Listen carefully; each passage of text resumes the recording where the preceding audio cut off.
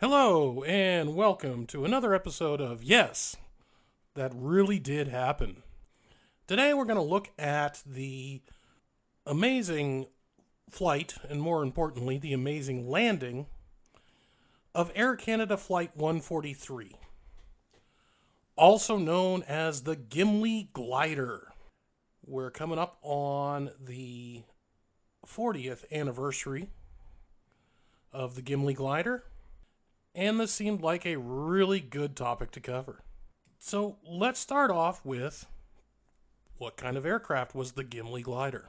The aircraft was a Boeing 767. This happened in July 23rd, 1983.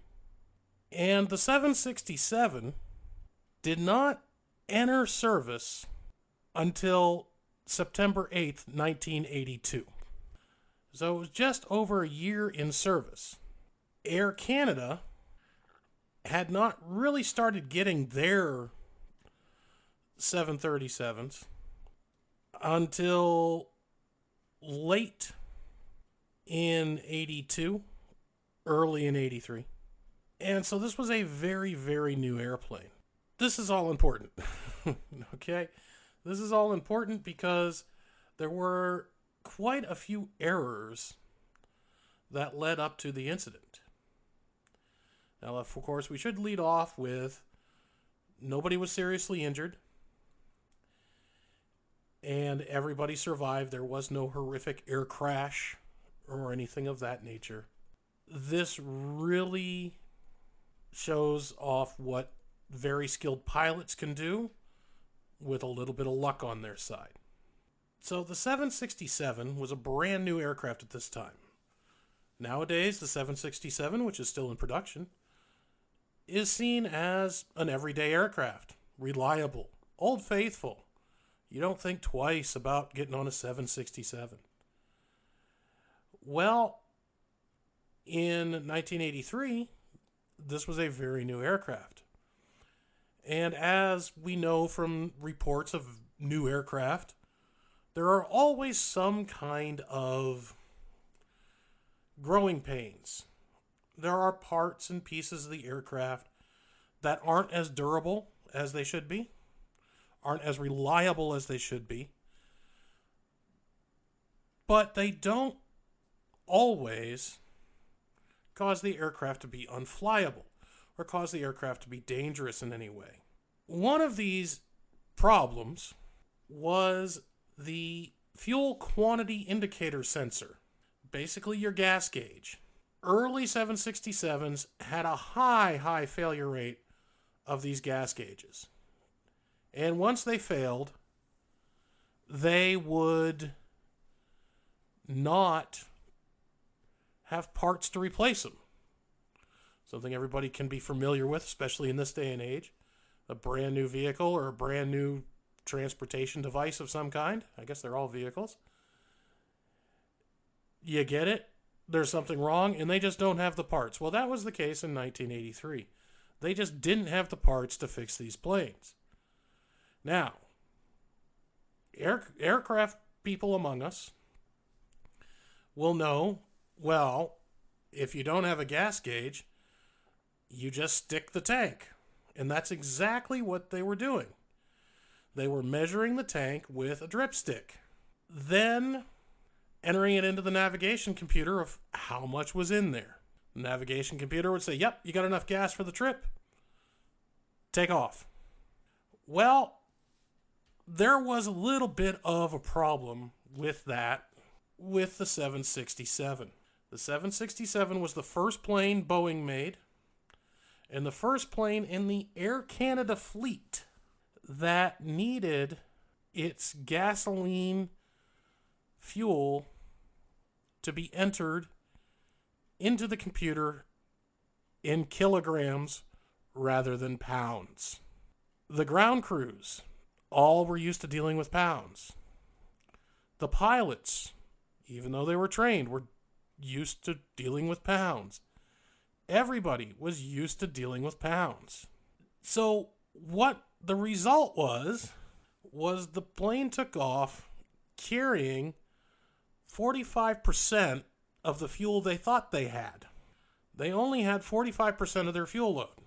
Therefore, the aircraft ran out of fuel halfway on its flight from Montreal to Edmonton. Halfway from Montreal to Edmonton, this flight ran out of gas. Ironically, in Edmonton, they actually had a replacement part for the fuel gauge.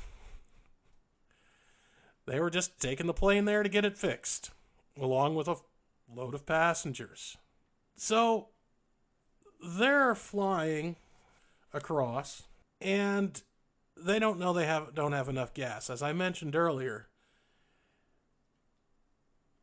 they put a dipstick in, a drip stick. And a drip stick measures how much gas is in your tank, and depending on the type of aircraft, you can then calculate the number of centimeters to liters, and then from liters, you then calculate it to kilograms. But they did their calculation with the density figure for jet fuel in pounds per liter, but the refueler put it in as kilograms. Hold on, back up.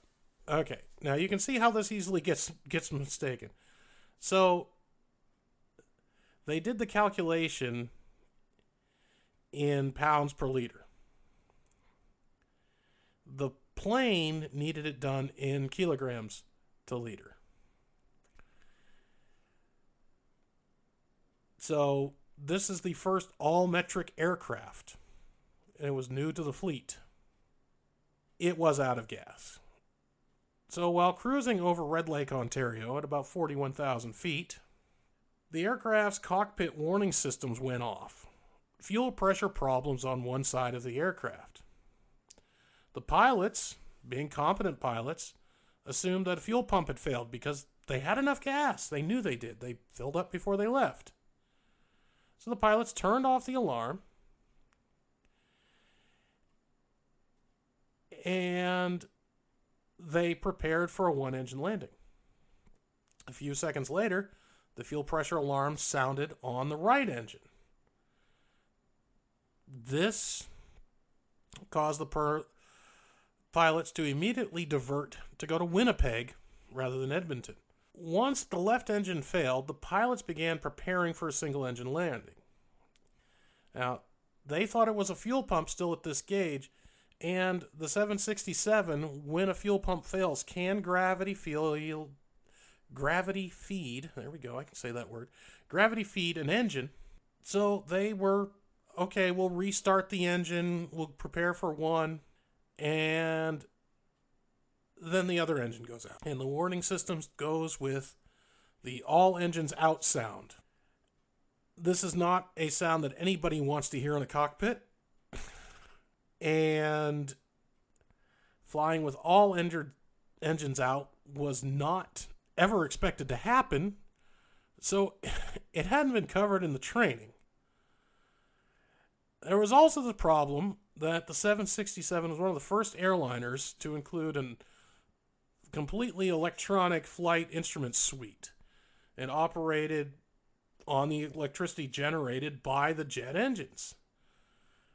With both engines stopped, the system went completely dead and all of the screens went blank. There were a few basic battery-powered emergency flight instruments.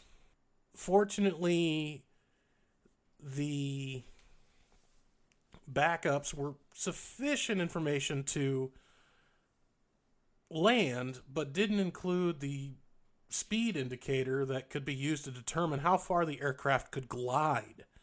So they didn't have their airspeed. So fortunately, they did think ahead for the hydraulic systems, because the hydraulic systems were used so that pilots could move the control surfaces. The control surfaces on the 767 are so large that the pilots can't move them by themselves. So there is a ram air turbine on the plane that drops out and from a compartment and drives a hydraulic pump to supply hydraulic power. So there is a little turbine that can pop out a little compartment that'll power those flight controls in the event of an emergency. So now we've got two pilots with a dead plane, and they were planning to divert to Winnipeg. They were descending through 35,000 feet when the second engine shut down. They started going through the emergency checklist for flying the engine with both engines out, and they found out that there was no checklist available for no engines out. Now, the captain, Captain Pearson, was an experienced glider pilot. So he was familiar with flying techniques that are never used in commercial flights. To have the maximum range and the largest choice of possible landing areas, he needed to fly at an optimum glide speed, make his best guess of the speed, and he flew the aircraft around 220 knots. And then they were calculating whether they could reach Winnipeg. They were looking, and it didn't look good. And at this point, they found a closed Air Force base called RCAF Station Gimli, hence the name of the Gimli Glider. And they decided that the air traffic controller finds this and decides that this would be a great place to put the plane down. It's closer than Winnipeg. The miles are closer. They can make it. So, without main power, the pilots use gravity drop to lower the landing gear and lock it into place. This commits them, because it slows the aircraft down, that there's no chance of making Winnipeg at this point. The main gear lock in position, the nose wheel did not.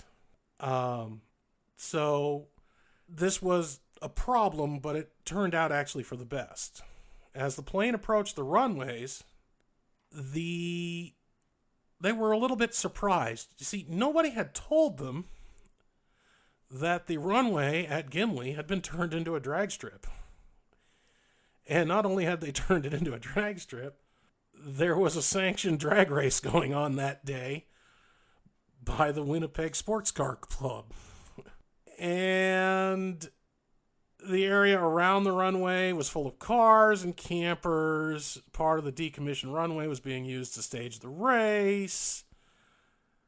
They were committed.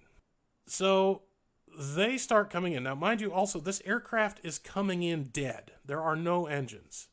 So there's no noise on the approach. So what little warning they would have had, the people racing their cars, they didn't. Fortunately, the races had been closed for the day. The track was closed. They were wrapping up. This was late in the evening. Everything was wrapping up. However, there were two young boys out on their bicycles riding up and down the runway, because that seemed like a good idea at the time.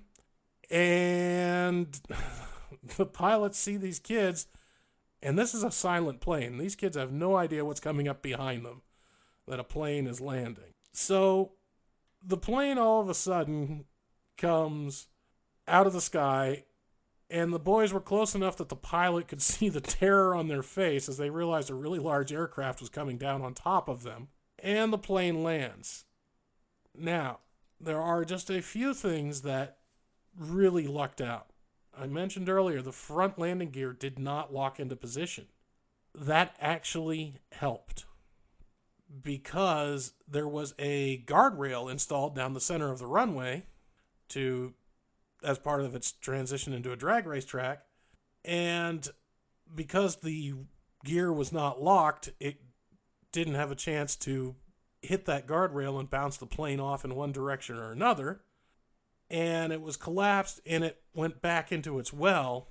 And so then the nose just glanced across the top of the guardrail and then went into the ground, scraped along the ground. This additional friction helped slow the airplane down, because, again, even though there was the ramjet for the hydraulics, and that included the brakes, as the plane slows down, that ramjet pumps less hydraulic fluid because it's a ramjet.